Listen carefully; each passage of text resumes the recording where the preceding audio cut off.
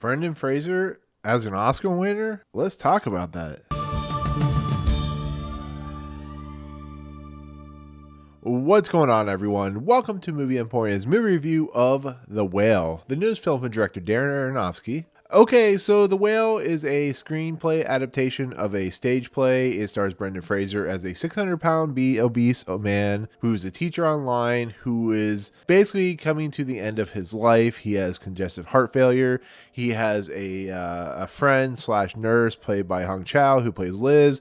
And one night when he is doing something, he basically finds out that he only has like a week to live. So he calls on his, daughter, who's played by Sadie.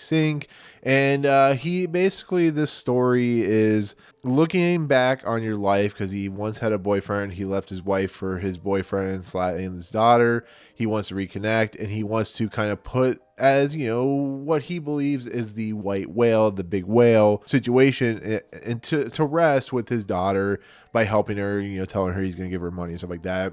And it's basically about the life that we look upon and everything that imagine. And then, of course, we have a character played by Simpkins, who comes in as kind of a Mormon-esque character who's trying to save him in some form or fashion. It's very much looking at that stereotype as, because Brendan Fraser's character plays a gay man, how's that play out as well? And, how's that affect the life around you? So with that said, this is a movie that has brought Brendan Fraser, he's been in a few things, but he's been kind of what you would call out of focus for quite a while. He's been kind of looked down upon. He's a guy known for a lot of really, screwball comedies or just comedies in general. He's known for playing Rick Ocano, of course, in the Mummy franchise. And he's a guy that's never been taken seriously because he's never done serious material. That's just some of the unfortunate nature. The scripts and things he's been picked for, outside of like Gods and Monsters, has just never been something that he has been appreciated for. He's a decent actor. He just never has done anything worthwhile. So with that said, this is a story that once people got a chance to see it, I think it was either Toronto Film Festival or Venice Film Festival, one of these film festivals, you got a standing ovation, is the automatic front runner for Best Actor. And this is a movie I had a chance to see at the Miami Film Festival, but I didn't have a chance because I was moving and stuff like that. So it's now releasing in theaters. Quite a few people can see it now. And for my honest thoughts of this movie, I'm not a fan of this movie at all. I actually think it's very rote. I know it's based off a stage play, but the characters in this movie outside of Brendan Fraser are pretty bad, to be fairly honest. Sadie is really bad in this movie, to be fairly honest. She's not great. She's over the top. She's very silly in the performance. She's very angsty, but it never really feels like a character or dimensional character in a movie. It feels like something that was kind of typed up on a notepad and then thrown out there as kind of somebody that we could have as the kind of antagonist in this movie. And I never felt her character worked. It's the same thing with Simpkins' character. He comes in as this character that does specific things and has specific purposes and comes up with revelations later on in the movie. But once again, he's more revolving around the Brendan Fraser character, the Richie character, whatever his name is, or Charlie, I'm sorry. And then Chau, who plays Liz, is a character we find out a little bit more throughout the movie. She has the most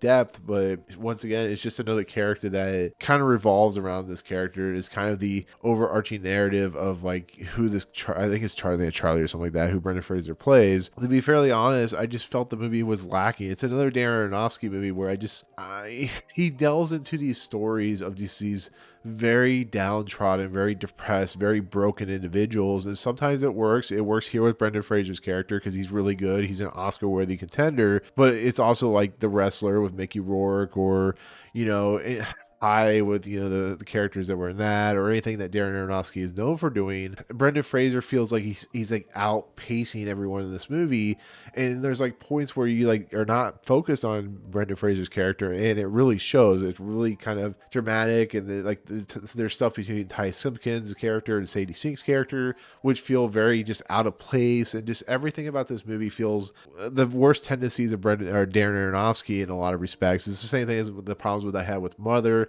Same problems I had with The Fountain, which there's a lot of interesting ideas and concepts there. They're just not very well executed. And it's infuriating to watch, because this is going to be a role that Brendan Fraser absolutely delivers and probably wins the Oscar for.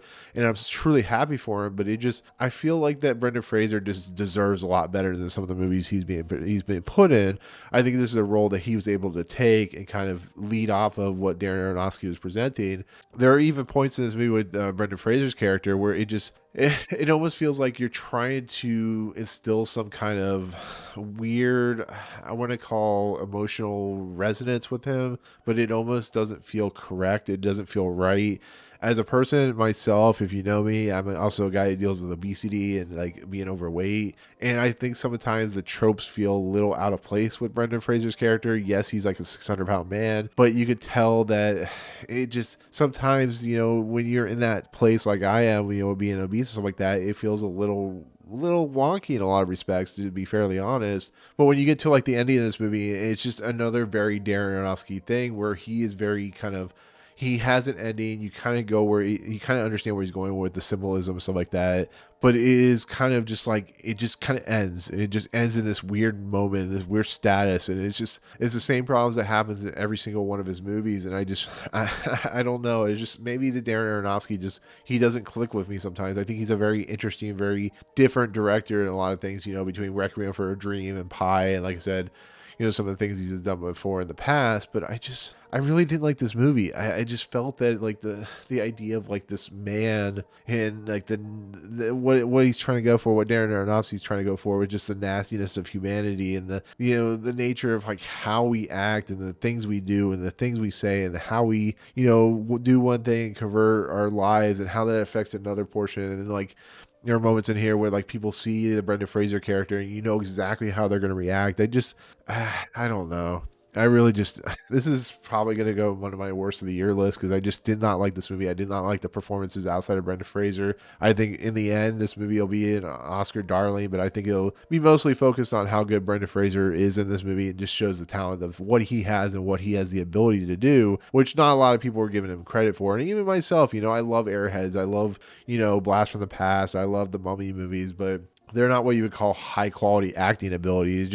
It shows Brendan Fraser for what he was, and this finally gives him a meaty role, which I think he delivers on. And there's also things about like the fat suit and stuff like that, and you can tell when he walks that there is some like artificiality to that, and that might be the ideas and stuff like that. But there also might be some symbolism there where it might lean towards one route of his character and why these characters are playing out the way they do. But I just don't get that sense that that's what Darren Aronofsky's going for, even though if you watch Mother, you can know he has very much symbolism in like the Bible and the ideas of creationism and stuff like that.